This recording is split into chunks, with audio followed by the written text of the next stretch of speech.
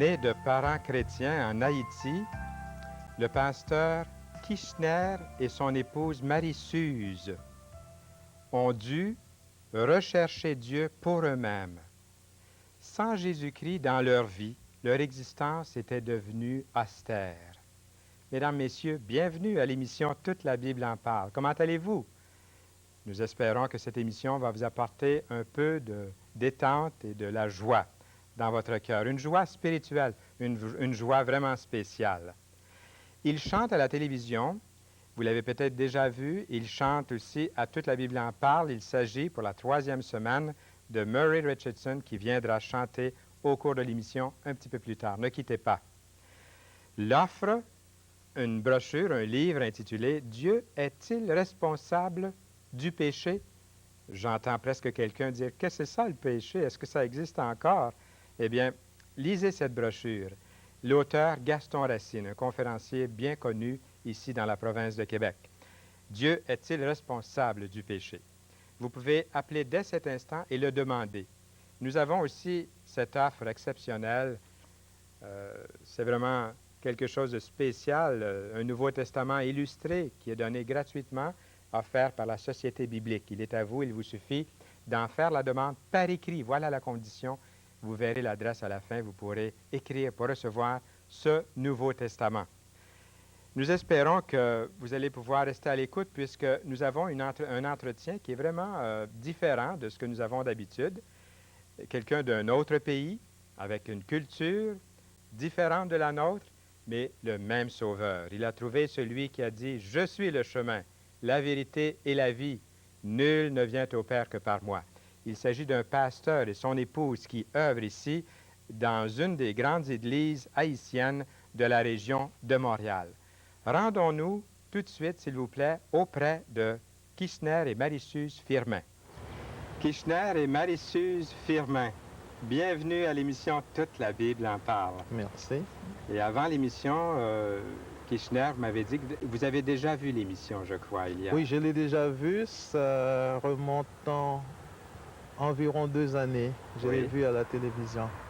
Et vous m'avez aussi rappelé un très bon souvenir avant l'émission. C'est-à-dire la première fois qu'on s'est vu, qu'on s'est rencontrés. Est-ce que vous voulez nous en parler un petit peu? Oh, bien sûr, avec plaisir. Je vous ai rencontré à Chicago lors d'une semaine que nous avons eue ensemble. C'était pour un cours de formation sur l'évangélisation avec le docteur Billy Graham. Ça a été vraiment une bonne semaine. Là, on ne parlait que l'anglais. Je ne pouvais pas imaginer qu'il y avait un francophone. Quand je vous ai entendu parler français, j'étais émerveilleux de faire votre connaissance. Et moi de même, c'était dans le lobby, là, la salle d'attente de ce grand collège Wheaton à Chicago. Et j'étais très, très fier d'entendre parler français aussi après une semaine d'intenses enseignements. Là, oui, on avait eu des activités, des cours très enrichissants. C'est vrai. Et dites-moi ce que vous faites tous les deux. Madame, ce que vous faites dans la vie, là. J'en sais un tout petit peu parce qu'on en a parlé tout à l'heure avant l'entrevue. Je suis femme au foyer, j'ai 6 enfants, 4 garçons et 2 filles. Et présentement, je suis des cours à l'Université Concordia. Un majeur en traduction et un certificat en enseignement du français langue seconde. Ça vous tient pas mal occupé, tout ça? Je suis très occupée. Et les 6 enfants à la maison, est-ce que vous voulez nous en parler un petit peu? Vous avez eu tous vos garçons en premier, ensuite vos filles, ou comment ça s'est divisé, là? L'aîné est un garçon, la deuxième est une fille, et puis après j'ai eu 3 garçons, et la dernière est une fille. Oui, alors c'est bien arrangé. Oui. Chez nous, vous savez, nous étions 6 aussi, et est-ce que c'est encore vrai que les plus vieux prennent soin des plus jeunes, et puis ça libère un petit peu la maman? Oui, cette règle s'applique encore chez nous. Oui. Ils s'entraident entre eux. Ils sont tous à l'école? Oui. Non, là, il y en a 2 qui ne vont pas encore à l'école. Oui, c'est vrai, la plus jeune... Oui, la plus jeune a 11 mois. 11 mois, l'aînée? L'aînée a 15 ans. 15 ans. Oui. Alors, vous avez une vie qui est vraiment pleine, là, vraiment engagée aux études. Et ce que vous faites dans la vie... Moi, je suis pasteur à temps plein de l'Église biblique Pierre Angulaire à Montréal. Pierre Angulaire à Montréal, c'est situé à quel endroit? Si quelqu'un voulait vous visiter, l'église se situe à 8042 sur la rue Saint-Denis. tout près du métro. Je dirais même à quelques pas du métro Jarry. Et puis, C'est l'ancienne salle de cinéma L'Ermitage que nous avons achetée. c'est bon de mentionner ça. Et si on voulait aller vous visiter, c'est quelle heure, par exemple? Les heures jour. de notre réunion, on a l'école du dimanche qui débute à 9h45, notre culte d'adoration à 10h50. On a également des activités dans l'après-midi pour les jeunes à 5h, un culte de louange et de prédication dimanche soir à 6h45. Nous avons également des activités durant la semaine. Mercredi soir, on a des études bibliques à 7h30. À part des réunions, lundi, mardi et vendredi, nous visitons les foyers, les personnes découragées, nous faisons de l'évangélisation. On a un programme assez bien chargé. Et chaque samedi matin, de 9h30 à midi, on a un service de jeûne et de prière. Et puis vous avez une famille en plus, et c'est incroyable votre vie. Et puis vous êtes ici ce matin, tout est calme, là, on se repose ici, on dirait, là, dans la pleine nature. Mais votre vie est très, très active. Oui, notre Seigneur, il Seigneur. est vraiment merveilleux. Oui. Gloire au Seigneur. Et je devine que c'est une église haïtienne. C'est une église haïtienne. Il y a combien d'Haïtiens dans la province, ou c'est surtout à Montréal, je crois, mais il y en a, j'en ai rencontré à Montmagny autrefois. Notre organiste était M. Desmangles. Jean Desmangles. Oui, oui, c'est c'est un ami personnel. Et la population d'Haïtiens dans la province? À Montréal, c'est environ 40 000 Haïtiens qui sont éparpillés. On m'a dit que l'église évangélique la plus grande du Québec est une église haïtienne. Je crois que oui. C'est formidable. Là, vous allez nous parler un petit peu de votre vie maintenant. Est-ce que vous avez toujours connu le Seigneur Jésus-Christ comme votre sauveur personnel? Ou est-ce qu'à un moment donné dans votre vie, vous avez pris conscience de votre Seigneur, de votre sauveur? Comment viviez-vous avant? Moi, personnellement, je suis né dans une famille chrétienne, une famille de 9, dont je suis le 5e de la famille. Pour ma part, c'est assez difficile de retracer ma conversion, le moment que j'ai rencontré le Seigneur dans ma vie comme sauveur personnel. Au départ, je peux dire que je ne fus pas un mauvais garçon, un adolescent turbulent. J'allais régulièrement à l'église. Mais à un certain moment, je me sentais en quelque sorte forcé par mes parents. Je convoitais même mes camarades dans le voisinage. On dirait qu'ils avaient une vie plus chaleureuse que moi parce que eux, ils pouvaient participer à des plaisirs mondains, alors que pour ma part, j'étais forcé d'aller à l'église sur une base régulière. Et ça se passait où? Ça se passait en Haïti. En Haïti. Donc une famille, vous étiez dans une famille chrétienne, Dans une famille mais chrétienne. quand même, il y avait cet attrait-là du monde chez vous, avant votre conversion. Très fort. Très fort aussi. Et puis Marie-Suze. Moi, j'ai grandi aussi dans une famille chrétienne. Ma mère m'obligeait d'aller à l'église, mais j'ai vraiment accepté le Seigneur lorsque j'avais 10 ans. Un missionnaire venu des États-Unis prêchait sur le salut. Et c'est à ce moment-là que j'ai compris que le salut n'est pas héréditaire, qu'il fallait recevoir Jésus-Christ comme Seigneur et Sauveur personnel. Et depuis lors, vraiment, je l'ai accepté, j'ai marché, grandi Avec le avec Seigneur. le Seigneur. À l'âge de 10 ans, ce prédicateur américain est venu. Est-ce que c'était au cours d'un programme spécialement pour les enfants, ça? Ou... Non, c'était pas pour les enfants, c'était une conférence missionnaire Ah oui. qu'il y avait à notre église. Et même à cet âge-là, vous pouviez saisir. Oh oui, j'avais La bien parole. saisi le message du salut. Gloire au Seigneur pour ça, pour cet Américain. Est-ce qu'il l'a su plus tard? Oui, il l'a su. Il l'a su. Maintenant, il est aux États-Unis. Il avait passé un bon bout de temps en Haïti à prêcher l'Évangile. C'est bien. Et puis, Kishner, vous nous avez parlé de cette vie là où vous avez réalisé qu'il y avait quelque chose là, à aller chercher dans le monde. Est-ce que vous êtes allé dans le monde finalement? Non, non, Pour voir. et mes parents étaient assez sévères. Ils ne me le permettaient pas. Mais si j'avais personnellement le choix, je pouvais vous assurer que j'aurais goûté cette saveur que le monde m'offrait. Est-ce que vous ne regrettez pas un petit peu aujourd'hui, je parle est-ce que vous regrettez aujourd'hui de ne pas être allé goûter aux fruits de ce monde? Pas du tout, parce que quand je jette un coup d'œil rétrospectif sur mes camarades qui participaient à ce genre de plaisir, ils ont aujourd'hui une vie assez malheureuse. Il y en a plusieurs qui ne sont plus. Aujourd'hui, je rends grâce à Dieu de m'avoir préservé de cet attrait. Mais contrairement à mon épouse, je n'avais pas eu ce privilège d'écouter un message me faisant comprendre que j'avais besoin personnellement de prendre cette initiative de recevoir le Christ dans ma vie. Je pensais que le salut était vraiment quelque chose d'héréditaire. Mes parents sont chrétiens, ipso facto, je le suis.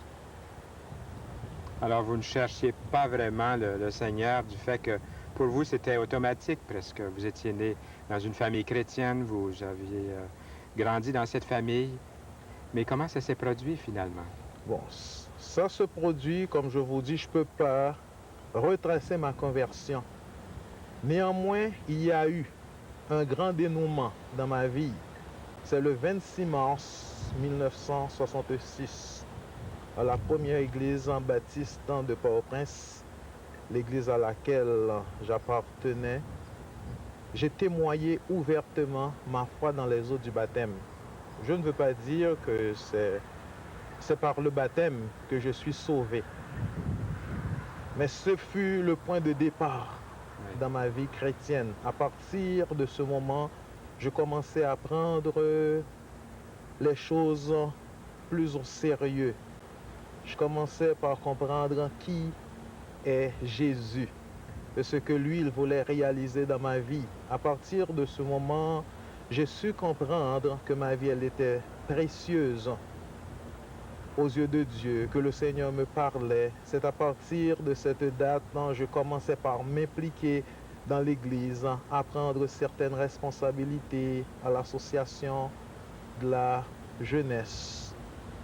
Ça veut dire que le baptême, pour vous, c'était une forme d'engagement là, concret, puis aussi c'était pour vous la façon la plus réelle de confesser Jésus-Christ comme Sauveur et Seigneur. C'était le point de départ dans ma vie chrétienne, parce que dans notre Église, le baptême était quelque chose d'assez sérieux.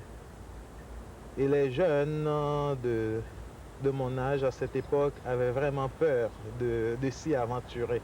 Lorsque l'on s'engageait, cela veut dire c'était sérieux, c'était important.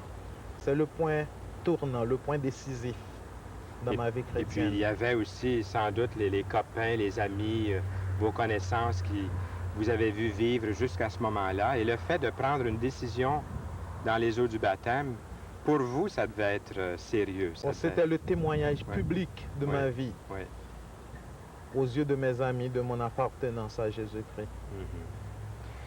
Est-ce qu'on peut parler de transformation lorsqu'on est né dans une famille chrétienne et puis qu'on accepte le Seigneur? Et puis, il y a des gens sûrement qui vous écoutent en ce moment, qui se demandent est-ce que ça a toujours vous avez toujours persévéré depuis ce jour-là? Est-ce que vous avez toujours été au Seigneur d'une façon tellement grande qu'il n'y a pas eu d'écart jamais pendant toute la vie? Ou qu'est-ce qui s'est produit pour vous, pour Marie-Suze, par exemple? Pour moi, je peux dire j'ai toujours servi le Seigneur depuis lors. Puis le Seigneur, lui, il a opéré de grands miracles dans ma vie. Il me soutient, il me garde, il me dirige. Il n'a jamais failli à sa mission. C'est vrai, lui ne faillit jamais. Non, non. Mais il m'a vraiment gardé de tous les pièges du monde. Oui. Je lui rends grâce pour cela. J'aimerais poser une question que je n'avais même pas prévu poser, là. C'est concernant vos enfants. Ça fait la deuxième ou troisième génération au plus de chrétiens dans votre famille. Vous avez vu comment, en grandissant dans votre propre famille, dans un foyer chrétien, comment les choses ont évolué chez vous. Ce désir, cet attrait que le monde avait sur vous, et puis comment vous avez grandi dans une famille chrétienne et vos parents ne vous auraient pas permis d'aller dans le monde. Comment élevez-vous, très brièvement, comment élevez-vous vos enfants face à cette décision qu'ils doivent prendre pour le Seigneur aussi? Bon, moi, ce que je fais personnellement, c'est dans notre culte familial. J'essaie de les éduquer selon la parole de Dieu, de leur dire qu'ils doivent recevoir Jésus-Christ comme le Seigneur et Sauveur personnel. Comme moi, j'ai fait l'expérience, et aussi je veux qu'ils fassent aussi la même expérience que moi. Est-ce que quelques-uns l'ont déjà fait? Oh oui, ils l'ont déjà fait. J'en ai à peu près 3 d'entre eux ont déjà accepté le Seigneur dans leur vie. Encourageant ça dès leur jeune âge. Ouais. Ils connaissent le Seigneur dans leur vie. Et un jour, ils pourront venir témoigner Aussi de ce que Jésus-Christ a fait pour eux. Je crois que c'est vraiment un privilège pour quelqu'un de prendre naissance dans une famille chrétienne dès le jeune âge, de s'exposer à la parole de Dieu, de se nourrir du lait spirituel et pur de la parole. Oui. C'est un privilège extraordinaire. Et aujourd'hui, je bénis le Seigneur. Est-ce qu'on peut parler de transformation depuis votre conversion? Est-ce qu'il y a eu une période où vous avez vraiment vu un changement dans votre vie, ou si les choses, vu que vous étiez déjà dans une famille chrétienne, ça n'a pas tellement changé pour vous?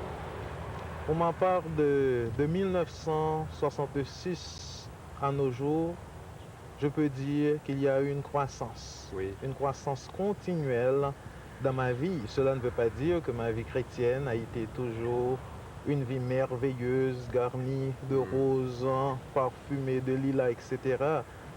Pas du tout. Comme n'importe quel chrétien, il y a la tentation dans le monde qui est toujours évidente. Mais ce qui fait la force dans tout cela, c'est de voir la façon que le Seigneur, lui, il nous conduit.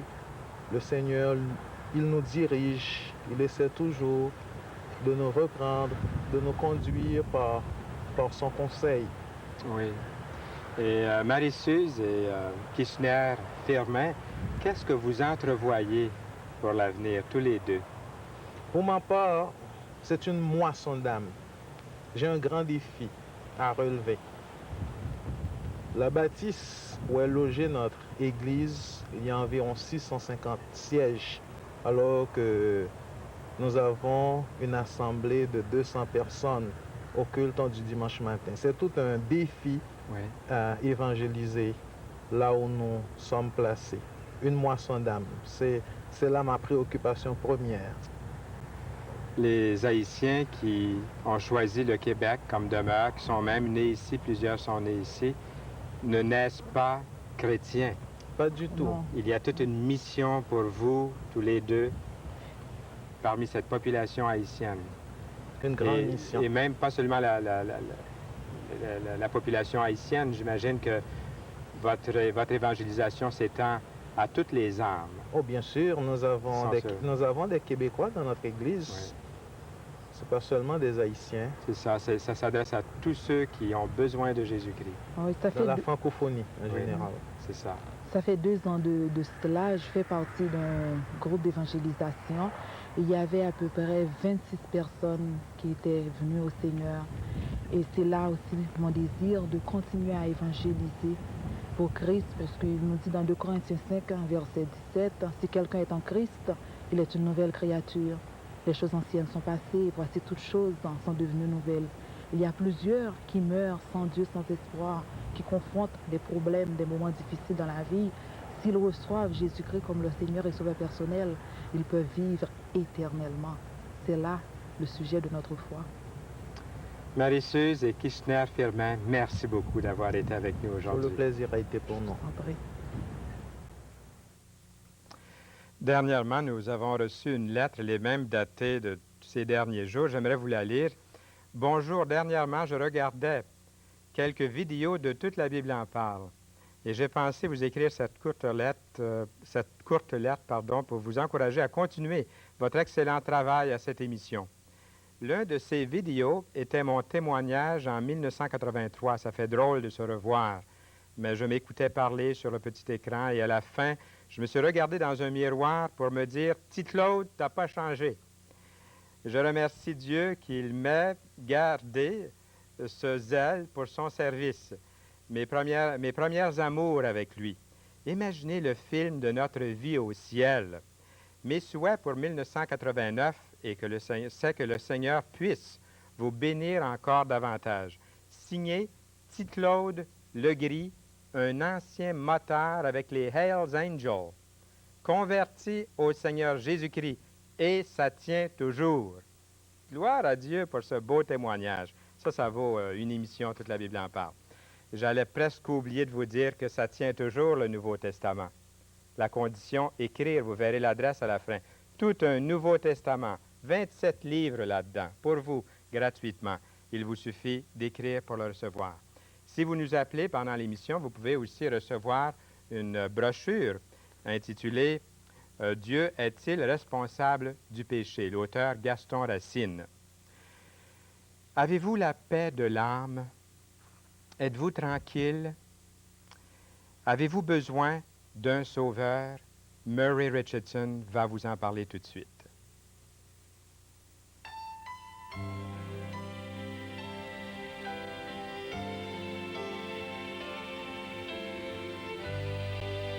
Il est mon sauveur. Oh, quelle joie! Et dans sa grâce, je reçois pour tous mes lendemains,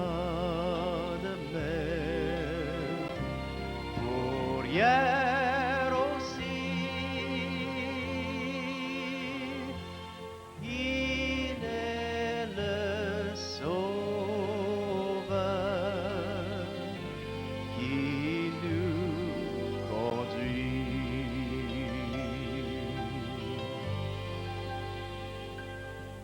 Es-tu triste, découragé, lié par les mémoires du passé? Es-tu lassé et fatigué de souffrir?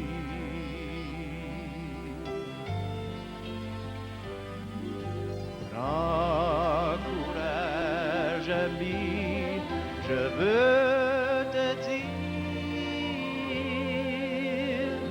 il est le Sauveur qui t'a pardonné. Il est mon Sauveur. Oh, quelle joie! Et dans sa grâce, je reçois pour chaque lendemain, pour hier aussi. Il est le Sauveur qui nous conduit. Il est le Sauveur. Oh, quelle joie!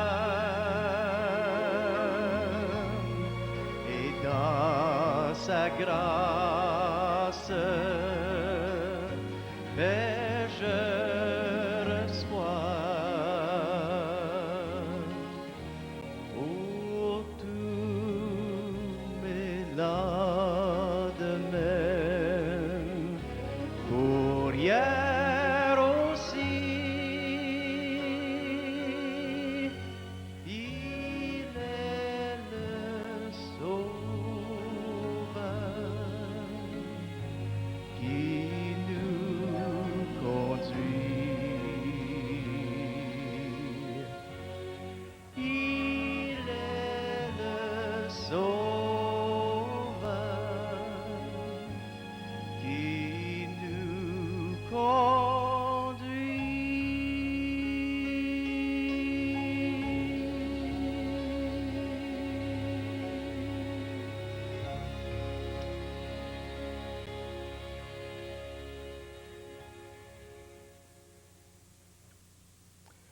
est-il votre sauveur? Il est le mien. Il est celui de Murray Richardson. Nous remercions Murray Richardson de nous avoir donné ces 3 belles semaines à l'émission Toute la Bible en parle. Et nous espérons qu'il va nous revenir bientôt, nous apporter un ministère par ses chants. L'émission Toute la Bible en parle n'aurait pas lieu si ce n'était de plusieurs personnes que vous ne voyez pas, mais qui sont là, qui se dévouent bénévolement, semaine après semaine, pour enregistrer, pour réaliser cette émission. Et au début de cette nouvelle série, j'aimerais sincèrement, du fond du cœur, leur dire un gros merci. Parce qu'ensemble, nous formons une équipe au service du Seigneur à l'évangélisation. Nous serons là, Dieu voulant, dès la prochaine émission, pour entendre le témoignage de Jacques Cyr et son fils Martin. Et Lynn Deslandes sera là. À bientôt!